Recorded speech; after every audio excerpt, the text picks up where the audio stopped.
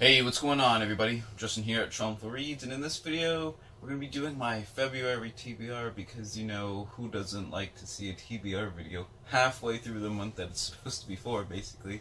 But basically, I'm a completionist, so even if I went through the whole month of February, I'd probably feel compelled almost to do a February TBR, even if it was in March. So better now, I guess, than in March or something. So let's just get started. It's going to be kind of a little weird because I've already read some of the books on my TBR, I guess, because like I said, by the time this is edited and uploaded, it's probably gonna be the 14th Valentine's Day or the day after. So, take that as it is. But basically, let's just get started. And the first book on my TBR that I've already read is going to be kind of different for me, and it's Gara, Weapon of Fate by James Swallow.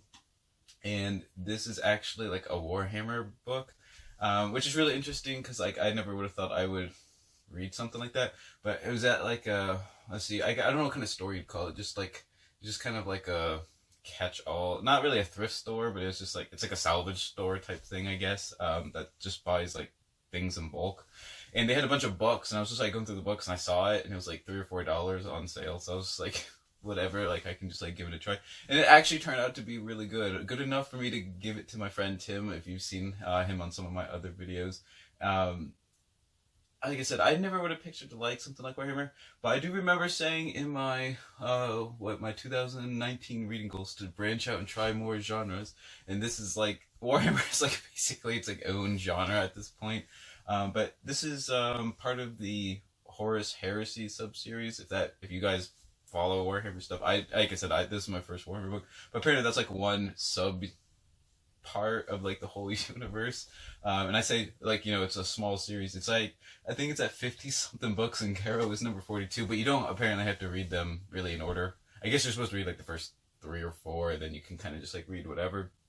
But apparently this is one of the smaller sub universes of the whole 40k universe, and this is actually 30k or 31k. I don't know. But I'm probably actually going to do a review on it because it actually impressed me enough that I was like, Tim, you have to just try this. I was totally expecting it to just be a flop, and it turned out to be actually really good. So I'm really pleased I picked that up basically on sale for $4.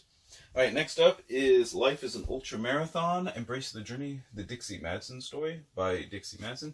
I was sent this book by a publishing agency when they found out I was starting to really like memoirs and try different genres and stuff like that.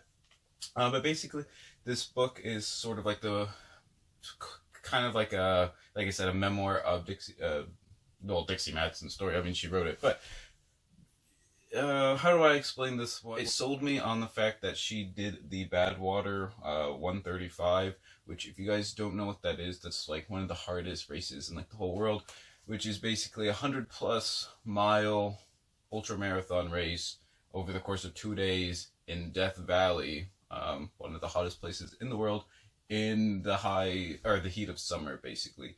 So yeah, and she did that when she was in her it was either 50s or 60s. I can't remember off the top of my head. So yeah, that's pretty impressive. She won some bodybuilding contests, tons of ultra marathons, everything like that. But yeah, I don't want to go into too much for the wrap up type stuff. But anyways, I actually really enjoyed this little memoir, and you'll hear more about it later. All right.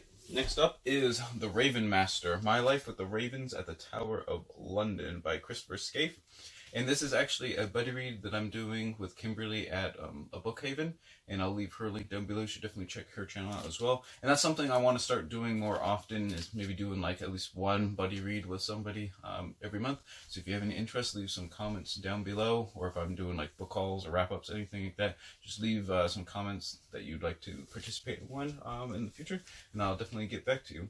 But basically, this is from what I've heard, this was voted as one of the oddest jobs in England, basically.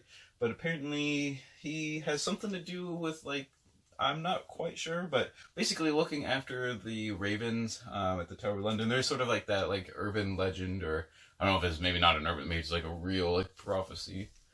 That I think of the ravens at the Tower of London all disappear at the same time. London in the UK is basically just gonna fall apart or something. But basically, it's his basically day-to-day job looking after ravens, I'm assuming, and it just sounded like a really cool read. I read the first like 2 or 3 chapters. I've liked it so far. It's neither been like super amazing or like super bad, so I'm hoping it'll pick up a little bit, tilt one way or the other, hopefully, towards the better. But yeah, there's the Raven Master. All right, now for an American history read, which I'm gonna probably start trying to read a little bit more. I always feel weird like when I talk about history with people and stuff, and then I'm like, oh yeah, I've read like 2 American history books like ever. But I was sent this book by another publishing agency as well. But it's JFK, The Last Speech. What really got me with this one is basically it's a bunch of like articles and like little essays, all written. Well, maybe not all written, but mostly written by alumni. Alumni of Amherst College, of the class of 1964, which was the class that heard John F. Kennedy's last official public speech in 1963 at the like groundbreaking of the Robert Frost Memorial Library. And apparently, I just thought that was like a really cool concept that they got together for like their 50th like college reunion type thing and decided to make something like this book, I guess. I think there was like a documentary or something along those lines as well. But this book is still going to be interesting because that speech wasn't a really political speech. From what I understand, it was more of like a speech, basically why democracies should protect and defend and promote like the arts and sciences, things like that. So I thought that was really cool, and like I said, just the fact that all these alumni got together and decided to write basically a collection of essays on this topic, just a really cool idea, and I just thought it'd be kind of a neat way to try some different genres, such as like a collection of essays, as well as like American history, some topics that I really haven't read too much on. All right, and in the month of February, I also want to participate in the Saga along. If you guys haven't seen that around on BookTube, there's 4 or 5 different hosts, and one of the co-hosts is one of my favorite booktubers, Elena Macardina. I'll leave her link down below as well. And what they're doing is they're taking 4 or 5 different sagas from basically the Norse and Icelandic literature to read through in the month of February. And most of them are actually pretty short. Sagas tend to be, fairly quick reads, like definitely less than 100 pages each. And I actually have one of my books is the Saga of the Icelanders, and it's a good way to break out this bad boy. It's like one of my favorite books I've had for quite a long time. But 2 of the sagas that they are reading for the challenges are in this Saga of the Icelander hardcover edition that I have. But basically, we want to read Eric the Red Saga, the Saga of Gunnlaug Wormtongue and Ravenskald, and King Harold Saga, which King Harold Saga I do not have. That's actually part of the Heimskringla, which is like a history of the kings of Norway by Snorri Sturluson, if you guys know what that is. But I will have to either find that like at the library. If my library doesn't have it, I'll probably just like read it online, just like a PDF of it or something, since it's in the public domain, things like that. But yeah, like I said, it gives me a chance to break out the Saga of the Icelanders, which has like 30 or 40. I say 30 or 40. It's probably like 1, 2, 3, 4, 5, 6, 7, 8, 9, 10, 11, 12, 15 or 16 like little tales and sagas and stuff. I just really like this book, and it's a good chance to break it out. I actually have not read the Saga of Gunnlaug Wormtongue. I have read Eric the Red Saga, but it'll just be a good, quick reread of that one as well. And one of the other works of literature that is one of the challenges is the Prose Edda by Snorri Sturluson, which, if you guys don't know what that is, it's a lot of kind of the retelling of the Norse myths in like a prose format. I don't have that one either. I thought I did, and I grabbed it, but I actually have the Poetic Edda or the Elder Edda, which is not really the same thing, but it's kind of similar. I haven't decided yet if I'm going to read the Poetic Edda or Snorri Sturluson's Prose Edda yet, but either way, I'm going to try and read one or the other to participate in the spirit of the readathon, or the saga alone.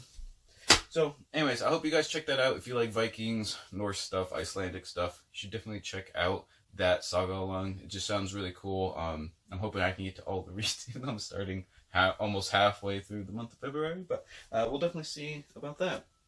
Alright, now for my NetGalley reviews, which I've been falling way behind. I got 2 reads that I want to try and do in the month of February. on my Kindle here.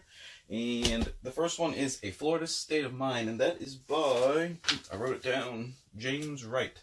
And this sounds like really interesting. I think it's just a bunch of quirky, funny anecdote type stuff about why Florida is so weird and why it's always in the news and stuff, and why people kind of pick on it all the time.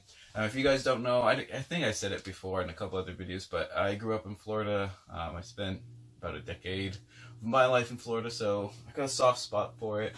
But yeah, I just, when I saw it, I was like, yeah, I definitely need to read it and see if it jogs some of my memory and stuff. But I'm hoping that one turns out to be kind of like just a quick, like kind of humorous, like I said, just kind of like almost like essay collection of just like kind of weird quirks about Florida. Alright, and then the last book is another, or no, actually it's not the last book, but the other NetGalley book is No One Man Should Have All That Power by Amos Barshad. And this one sounded really interesting when I read the description. It's all about basically modern day Rasputins that are in the world influencing stuff, just kind of behind the scenes, things like that. And not just in politics, but in like other industries such as like, you know, like Hollywood, and music industry, and like I think some like commercial type ventures and stuff. So I thought that would be kind of a really cool book to just kind of see who are like the shady people that we need to be all kind of out on the watch for. Not that we can do much about it like at that level, but I just thought it'd be kind of a cool like little read. Alright, and lastly, I want to read a book that combines both the life sciences and direct history, which are my two favorite genres to read, and it's The Horse, The Epic History of Our Noble Companion by Wendy Williams. And just for like one of the little blurbs on the back, we've got a remarkable treasure chest of a book. Wendy Williams ropes together history, science, and fascinating personal experiences to give new insights on every page. You'll never look at the horse the same way again. And that's exactly kind of just something I'm looking for. The horse has played a huge role basically in human history, and the domestication of the horse has got to be one of the most momentous events, I guess you could say, and basically the times of prehistory. So I just think that's really cool. Plus also learning about kind of the neat scientific things about horses will also be pretty cool, I think, just for me in general. So anyways, that's what I'm going to be reading in the month of February. Like I said, I've already read a couple of them. A couple of them are pretty short, like with the some of the sagas and stuff, so I think I can squeeze everything in there, hopefully. But yeah, tell me what you guys are reading in the month of February, even if, you know, by the time I put this video out, February is going to be almost over. But yeah, tell me what you're most excited for, and always remember, whatever you end up reading, read victoriously.